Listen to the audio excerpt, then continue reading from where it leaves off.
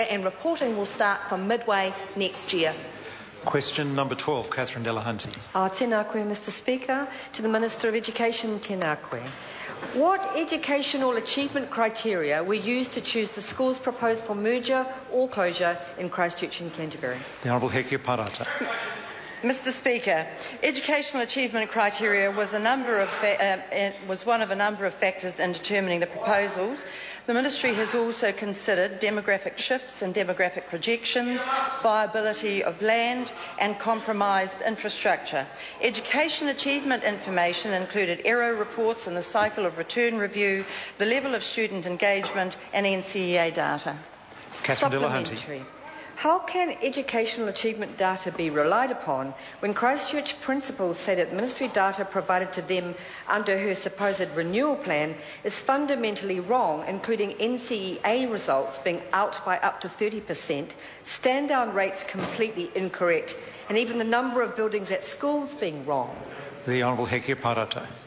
Mr Speaker, I'm not aware of the data being incorrect. We rely on NZQA and ERO to provide us with that data. Catherine Delahunty. Will all New Zealand schools now be assessed for survival based on their educational achievement? The Honourable Hekia Parata. Mr Speaker, we have always been focused on the educational achievement of schools because that's why governments invest in schools, is that so students achieve. Order, Mr Speaker. Point of order, Catherine My Delahunty. question asked whether the schools would now be assessed for their survival. I hear the point the member's making. The member actually asked whether schools remain open or closed would be based on that matter. The Honourable Hekia Parata. Mr Speaker, in the context of Christchurch, not only are we interested in how we repair and renew the network there, we're also interested in how we make the system better. So the proposals are in that context, and that educational achievement is part of that, most unashamedly, yes.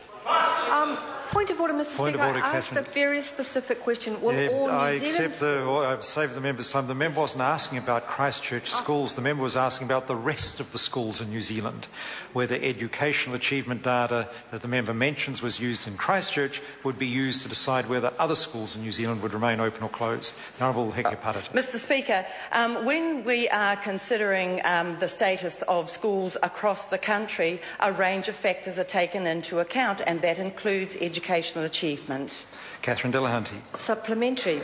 Will she be using the same achievement criteria to close other schools around the country, and should kids in schools which tend to have lower quote-unquote achievement because of the complications of poverty be preparing to lose their schools too? The Honourable Hekia Parata. Mr Speaker, this government is investing considerably in raising achievement across the country. This year, $9.6 billion. I think that's a testimony to this government's commitment to raising achievement wherever there are learners. Point of order. Point of order, Catherine Delahunty. I understood what she was saying, but it didn't relate to my question.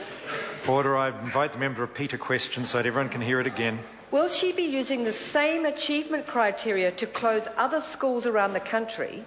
And should kids in schools which tend to have lower quote-unquote achievement because of the complications of poverty be preparing to lose their schools too? The Honourable Hekia Parata. No. Catherine Delahunty. Supplementary. What would the Minister say to children in Christchurch who have lost family members, lost their homes and are now facing the loss of their school? The Honourable Hekia Parata.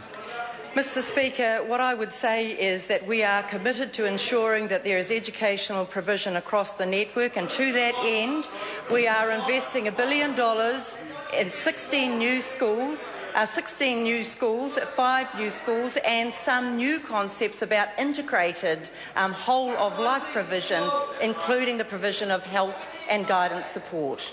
And that brings to a close questions for oral answer today. I call on Government